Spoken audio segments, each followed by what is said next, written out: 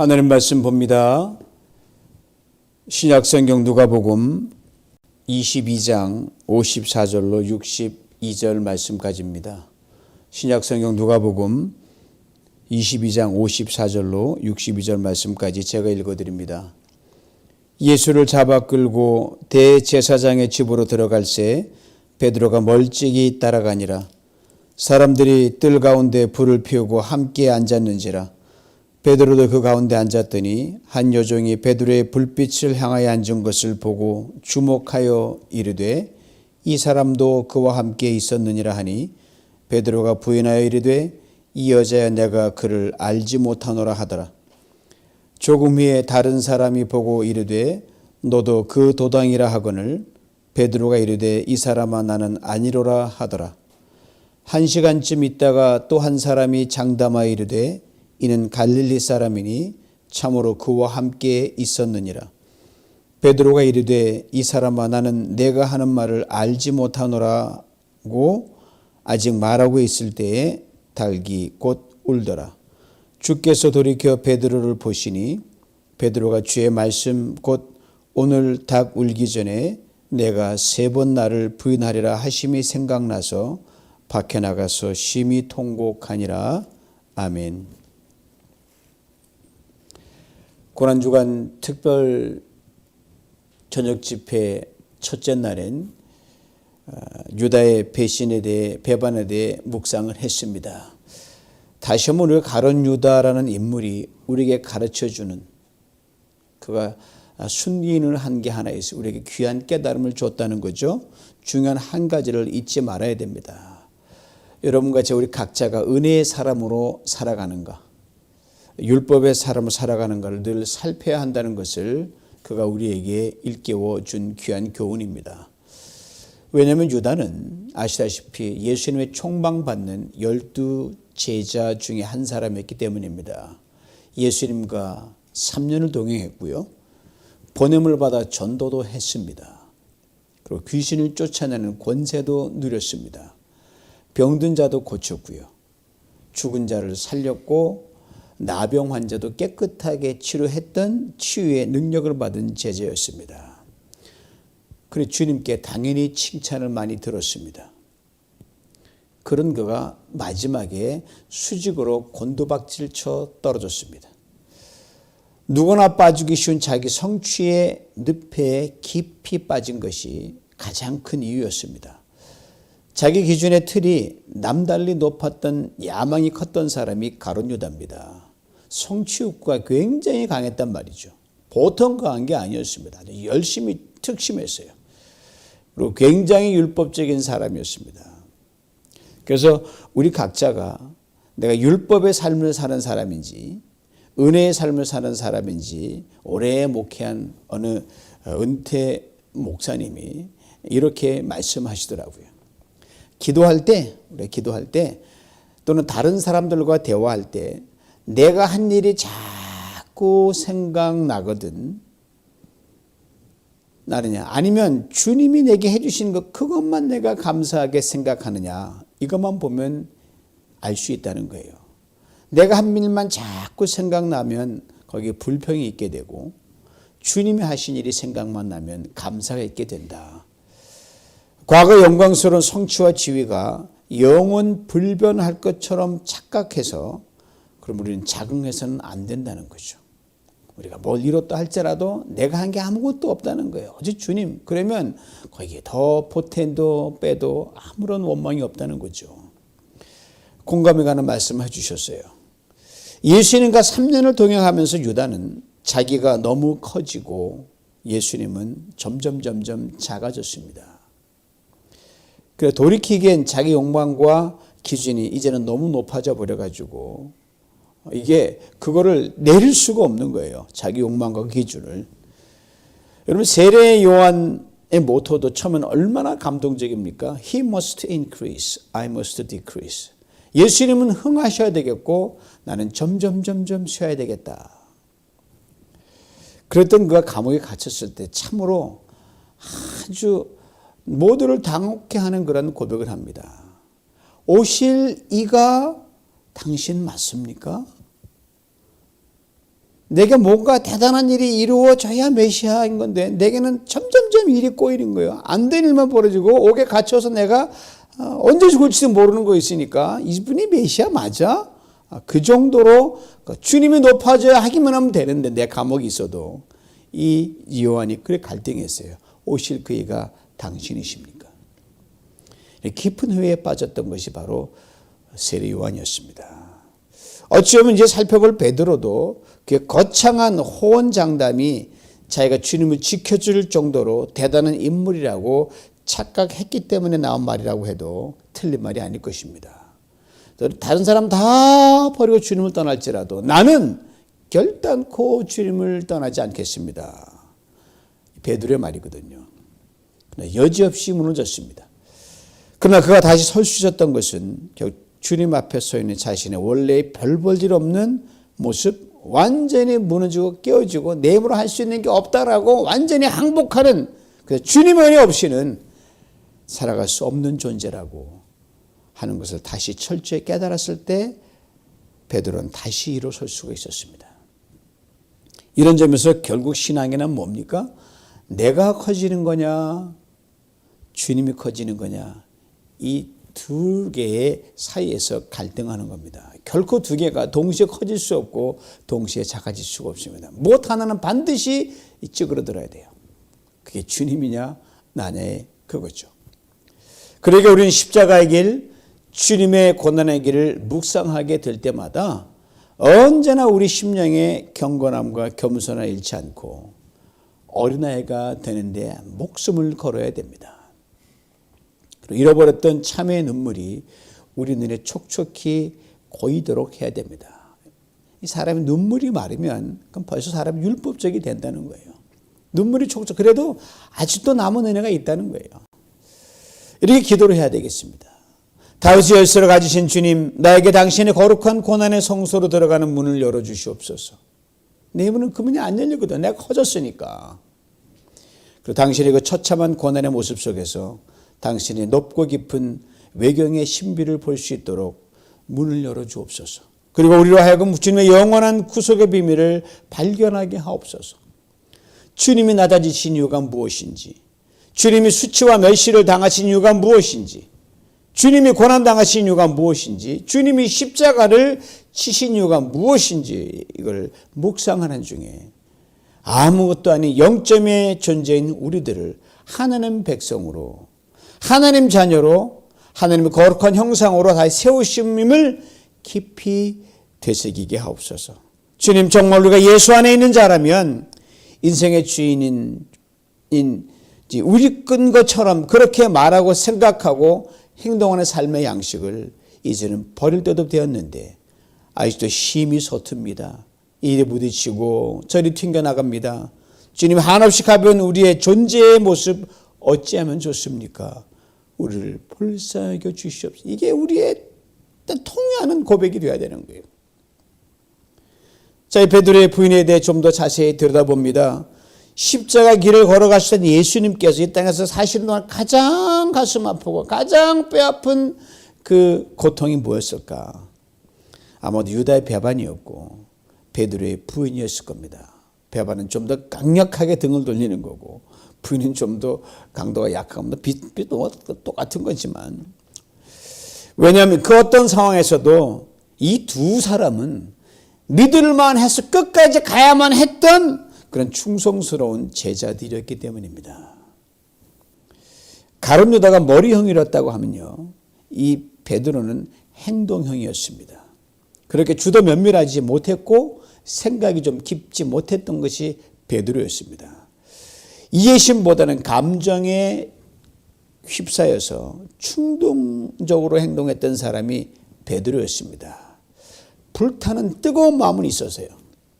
이것을 어떻게 지혜롭게 잘 밸런스를 유지해서 실천할 것인가에 대해서는 충분히 기다리고 준비하고 성숙하는 데 자신을 철저히 다스리지 못했고 인내하는 데 부족했습니다.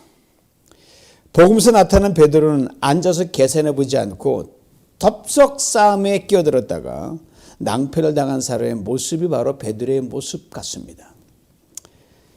가룟유다가 예수님을 넘겨주기 위해 대제사장들과 무리들을 이끌고 나왔을 때 대제사장이 하인의 귀를 탁 베어버리면서 주님을 난처하게 했던 다혈질이 바로 베드로였습니다. 그 칼로 친다고 그들을 당할 수 있겠습니까? 주님이 무리들에 잡혀서 끌려갈 땐 그 끌어오는 의부는 온데간데 다 사라져 버렸어요. 다른 제자들과 함께 그냥 36개 주량랑을 놨던 사람이 바로 베드로였습니다. 이렇게 다 도망을 간 후에 곰곰이 생각해 보니까 너무 창피한 거예요. 나이도 제일 많고 맏형이었고 큰 소리 뻥뻥 쳤는데 너무 창피한 거예요. 그게 수치심이 막 일거에 밀려옵니다. 같이 도망쳤던 제자들이 눈이 자신을 향하여 이렇게 피난의 눈초리를 보이는 것 같았어요. 베드로 아니면 형 이렇게 했겠죠.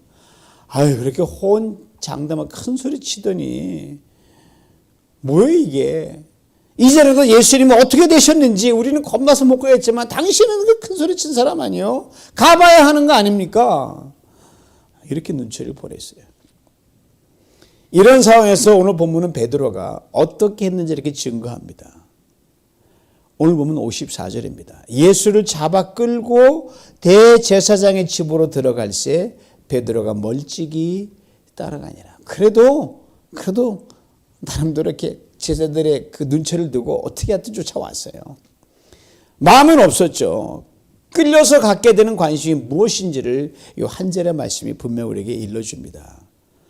자기는 죽을지언정 절대로 주님을 부인하지 않겠다고 장담하며 큰소리 쳤는데 거기에 대한 창피함을 내가 이걸로 인해서 면할 수 있겠다라고 베드로가 생각을 했습니다. 그리고 형편 겁장이 난 낙인을 모면하기 위해서 내가 그러다 이렇게 쫓아왔잖아 라고 면피를 하려는 베드로였습니다. 게다가 혼자는 도저히 발걸음이 떨어지지 않았던 모양입니다.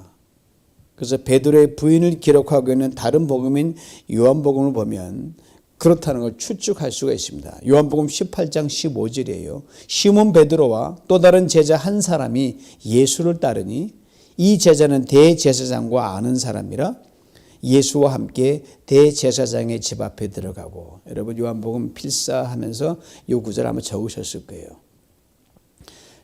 혼자 가기엔 너무너무 이게 쑥스럽고 무서우니까 대제사장을 아는 안면에 있는 친구와 함께 그 집까지 갔어요.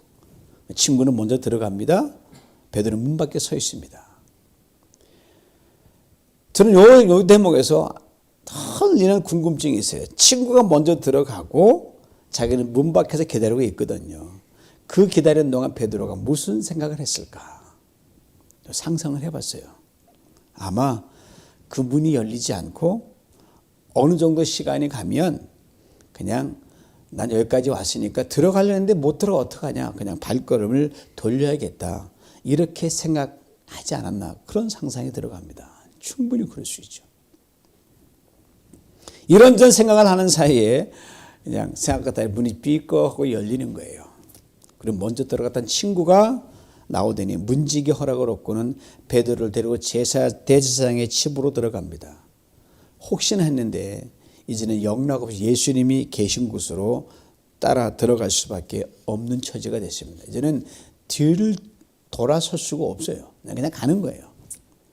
그러나 혹시 자기를 알아보는 사람이 있을까 해서 고개를 푹 숙이고 대제사장 집들 중앙에 군인들이 추위를 놓기 위해 펴놓은 모닥불이 있는 곳으로 싹 피해서 그들 자리에 몸을 딱 위치시켰습니다.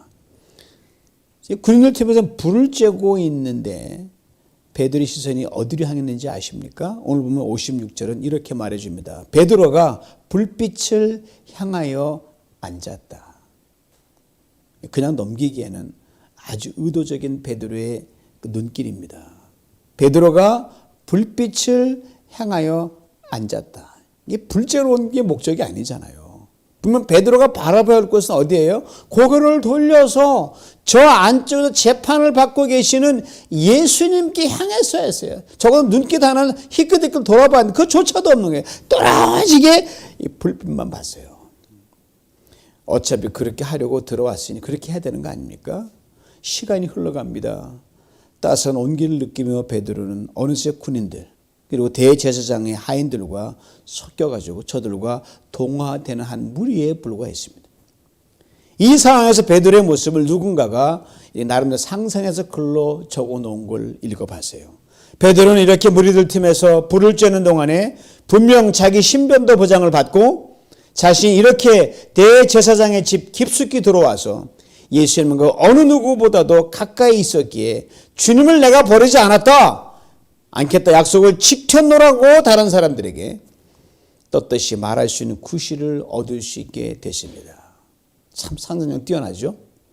그런데 대제사장의 문을 지키던 여종이 베드로를 데려보낸 후에 자기도 아는 그 제사장의 친구라는 사람의 부탁을 받고 그 데려보낸 베드로가 아무래도 낯선 사람 같아서 보통 늘 보던 사람이 아니라서 이 집을 다니면서 혹시 외진이 들어왔나 라고 베드로를 찾기 시작했습니다.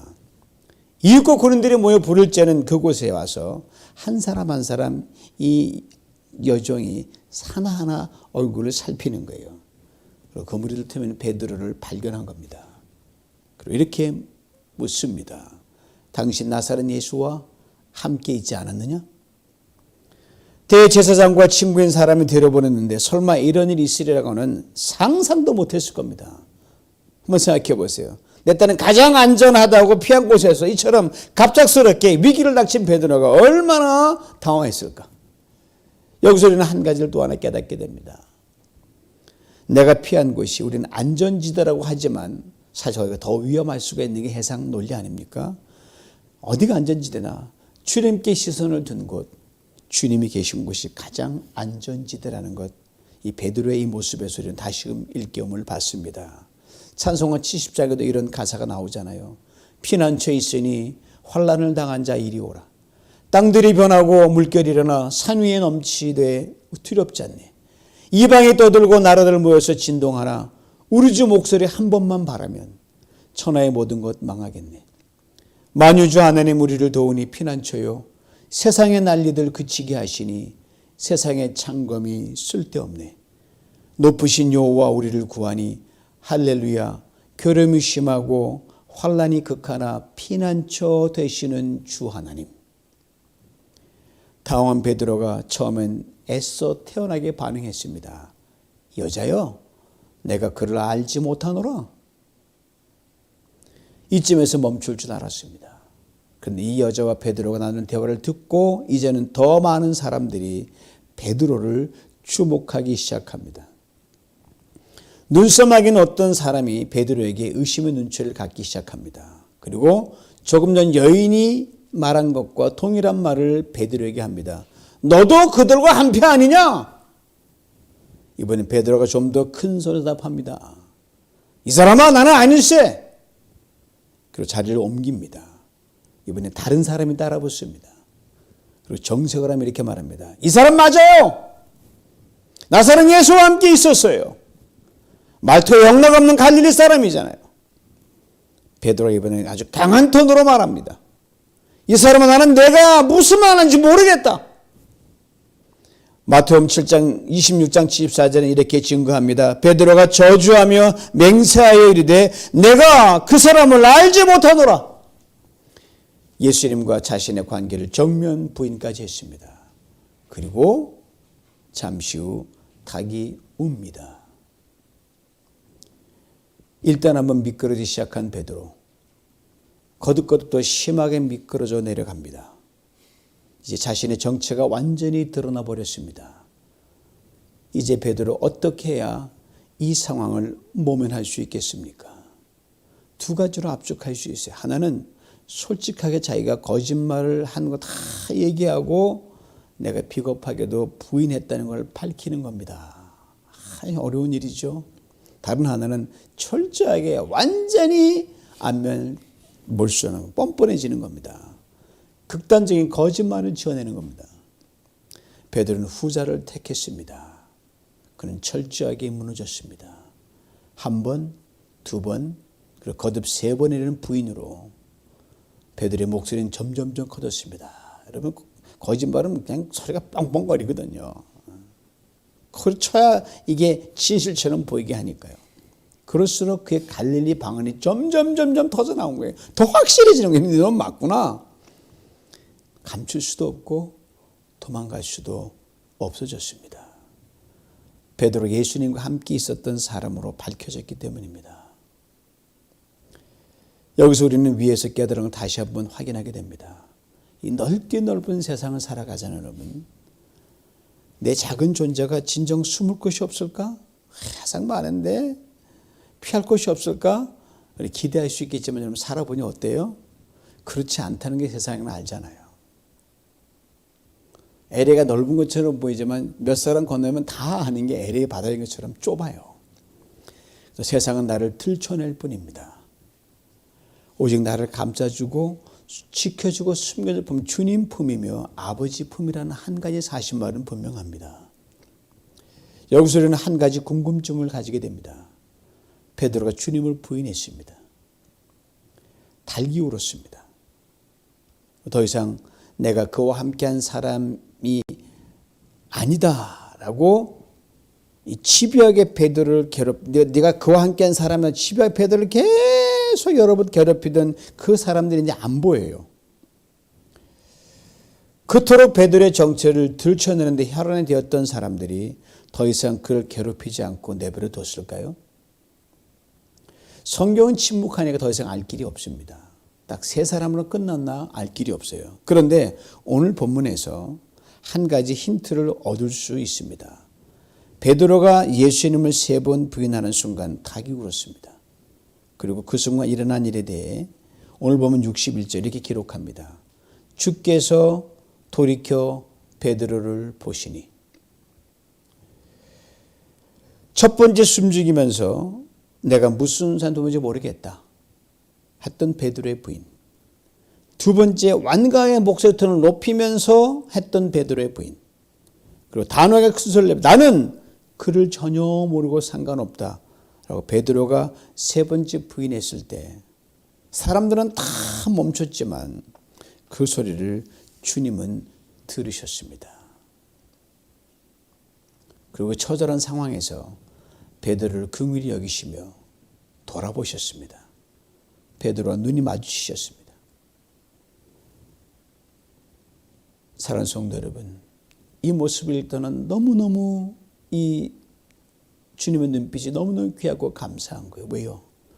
우리의 죄악 중에서도 돌보시는, 더 이상 죄악이 우리를 삼키지 못하도록 불쌍히 여기시고 깨닫게 해주시는 하나님의 은혜의 그 신비함이 베드로를 지켜주었던 것이 아니었나 생각합니다.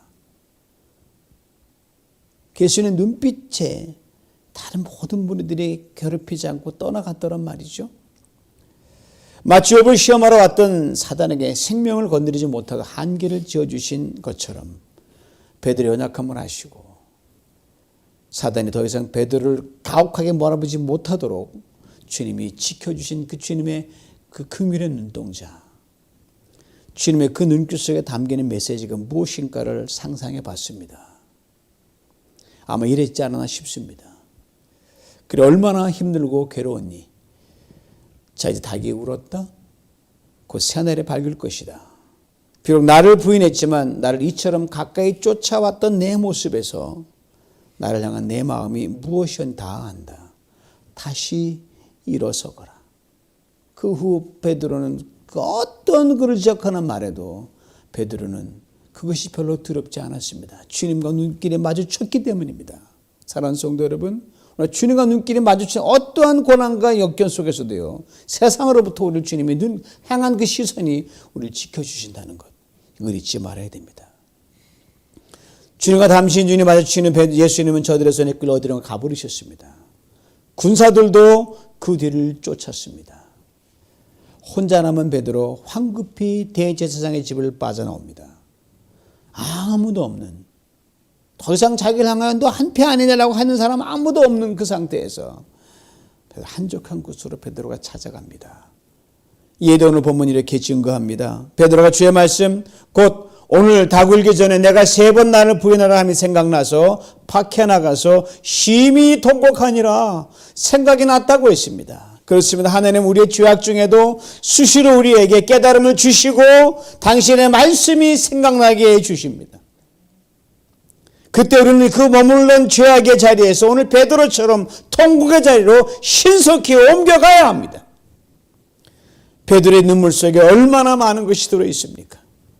이 눈물에는 얼마나 철저한 하나님 앞에서 회개가 들어있습니까? 또 자신이 지은 죄에 대해 얼마나 거룩한 분노가 들어있게 자기가 그렇게 미웠을 거야 아마. 은혜를 갈망하는 얼마나 연령한 갈증이 있습니까? 그러니까 주님 다시 시작하면 안 될까요? 그 간절한 마음도 그 통곡 속에 들어있었다고 봐요.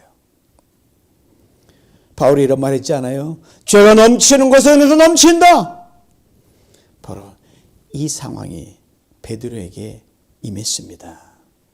은혜로 인해 죄로 나가는 것이 아니라 죄에 대한 철저한 회개와 돌이킴에 부어주시는 하나님의 용서와 애백의 은혜가 더 강처럼 넘친다는 말씀입니다. 전설에 의하면 베드로는 닭이 울 때마다 평생 이렇게 눈물을 흘렸다고 합니다. 자신이 넘어졌던 때를 생각하면서 그 뼈아픈 경험을 떠올리면서 자신을 낮추고 비우고 또 비웠답니다. 베드로의 눈물, 새로운 베드로의 탄생이었음에 틀림없었을 것. 비록 불완전하지만 사랑하는 성도 여러분, 우리 전 주님을 철저하게 부인하면서 그토록 멀리 갈 수 있는 존재라고 하는 사실 또한 잊지 말아야 할 것입니다. 굉장히 멀리 갈 수 있어요. 목사도 장로도 오래 믿어도 이해 없을 그런 일이 벌어질 수가 있어요. 이에 대해 독일 기독교 개혁의 기수였던 크롬마우 목사님의 다음 말을 귀담아 들어보시기 바랍니다. 중생한 자들 안에 세 사람은 모든 경우에서 옛사람을 이기고 저지하기 위해 더 이상 하나님의 감동을 계속 요구할 필요가 없을 정도로 옛사람보다 무제한적으로 높이 올라가지는 않습니다. 베드로가 그토록 맹세하였고 약속할 때 가장 순수한 의도를 가지고 했던 것은 사실입니다. 그 고백은 맞거든요. 그러나 기도하는 일에 게을렀습니다. 시험의 일에 가해지는 그 첫 순간에 비참하게 넘어지고 말았습니다. 그 모든 맹세와 약속은 무산되고 말았습니다. 그렇습니다. 한 번 받은 은혜가 우리를 모든 유혹에서 늘 지켜준다는 백신이 아닙니다. 절대 백신이 아니에요. 그래서 성경은 그런즉 선주로 생각하는 자는 넘어질까 조심하라고 우리에게 말씀하고 있는 건 아니겠습니까? 그러므로 우리가 헌신한다, 사랑한다, 무언가를 한다고 말할 땐 거기에 따른 두 가지 필연적 요소가 있다는 것 결코 잊지 말아야 할 것입니다. 하나는 자기 희생의 리스크예요. 희생하면 반드시 손해를 보게 돼 있어요. 다른 하나는 잘하려고 하는 유혹과 시험의 리스크가 또 따라옵니다. 신앙생활 참 그래서 한때 그런 잘하려면 힘들어요. 우리에게도 여러분 또한 이 베드로의 이중성이 있다는 거 아닙니까? 그 어떤 것도 주님을 위해 살 수 있다는 그 마음, 그때 진실이에요. 동시에 주님을 언제든 부인하면서 멀리 떠나신 연약함 두 개가 같이 우리 안에 내재해 있어요. 이 시간 이 우리의 모순된 모습을 그대로 주님 십자가 앞에 내려놓고 주님의 도움을 간절히 간구할 수 있기를 원합니다. 연약함은 점점 더 약해지고 주님의 현신 눈도 강해져서 우리가 우리를 끌어갈 수 있도록 오늘까지 오면서 그 작은 결정적인 순간에 주님을 부인했던 지난 우리들의 모습을 돌아보면서 말입니다. 잘하겠어요 해놓고 여러분 정말 한결 잘해온 적이 얼마나 됩니까? 그리고 베드로처럼 통곡의 눈물을 흘리는 우리 모두가 될 수 있으면 좋겠습니다. 벌이 저녁 시간에 말입니다. 나가 오늘 이후 우리 또한 매일 맞는 새벽을 맞으면서 침상일은 나면서 하루를 시작하기 전에 베드로처럼 눈물을 흘리며 우리에게 또 하루를 주신 하느님 앞에 겸허히 무릎을 꿇을 수 있으면 좋겠습니다. 뭔데 또 하루를 주셨을까? 어제 또 나가면 또 내가 허물 많은데 또 허물 하나 더 보태는데 왜 또 하루를 주셨을까? 우리가 주님 마음을 아프게 했던 그 쌀아린 경험을 크고 작은 유혹과 시험 문턱에서 언제나 나 자신을 낮추고 돌아보는 거울로 삼으면서 우린 과거가 있는 사람들 아니에요. 주님을 많이 부인하기도 했고 헌신한다 해놓고 빙빙 돌면서 아프게 했던 게 있잖아요. 우리 과거에 있다는 말입니다. 그것을 거울로 삼으면서 겸손 또 겸손의 옷으로 덧입기를 원합니다. 그러될 때 우리는 오직 주님의 은혜에 온전히 붙들림 받아요. 또 성숙한 순종의 사람으로 우뚝 서게 될 줄 믿고 오늘 밤이 그 새로운 시작의 밤이 될 줄 믿습니다. 이 은혜로 주님의 몸된 길을 아름답게 그리고 삶 속에서 겸손히 탁월한 덕을 세워가는 복된 성령 다 될 수 있기를 주님의 이름으로 축원합니다. 하나님 아버지 감사합니다.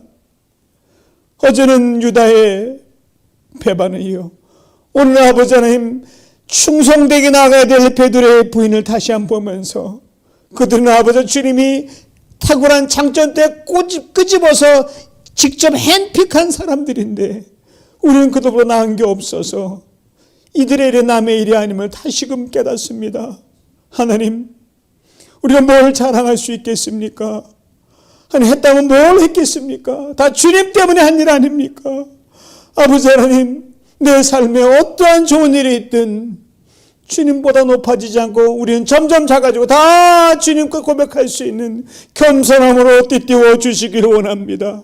우리가 아버지 하나님 주님 연약하기 때문에 주님 나 몰라요, 나 못하겠어요, 작은 일에도 언제 삐지고 큰 일에도 뒤꿈치는 이 우리의 모습 속에서 하나님 연약함을 발견하고 하나님 좀 더 나은 사람으로 나의 과거를 아버지 거울 삼아 이제는 더 나은 사람 다시 가겠습니다. 살아온 날들이 더 살아갈 날들이 짧은 이 시간 속에 주님 다시 베드로의 부인을 생각하며 잘 하겠습니다. 새 결단하여 주의 성령 충만한 가운데 새롭게 아버지 중생하는 이 밤 되게 하여 주시옵소서.